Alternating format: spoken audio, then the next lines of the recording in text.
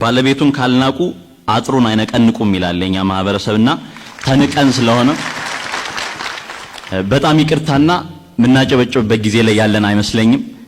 እንደ ማህበረሰብ ስናሸንፍ ድል ስናደርግ ያኔ በጋራ እናጨበጭባለን። እባካችሁ አታጨብጭቡ። ስለዚህ ተንቀናል። ተከብረን ራሳችን ማስከበር መቻል አለብን።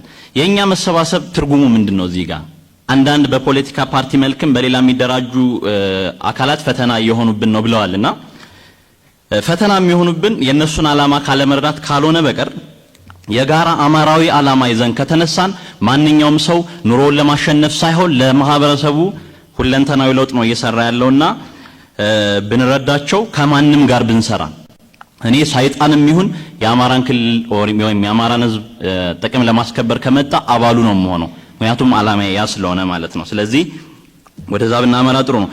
መኖራችንን እባካችሁ አስረግጡልን። ለውጥ ምናምን ሲባል ነበር።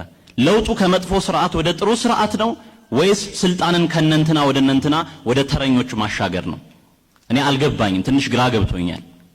የኔን ቁስል የማያክም የኔን ማህበረሰብ ችግር የማይፈታ ለውጥ ከሆነ ያን ለውጥ አላውቀውም። እኛና ሌሎች እንዴት ነው እየኖርን ያለነው ኢትዮጵያ ውስጥ? ስለ ኢትዮጵያ ተጨነቅን፣ በጣም አዘንን። ስለ ኢትዮጵያ ደማችንን ሰጠን። ምላሹ ምን ሆነ? ይመስለኛል እባብና እርግብ በአንድ ሜዳ እየተጫወትን ነው። ስለዚህ ወይኛ እባብ እንሁን ወይ እነሱ እርግብ ይሁኑ። እንደዛ ካልሆነ በተናጥል ምን ሞትበት ነገር አይኖርም።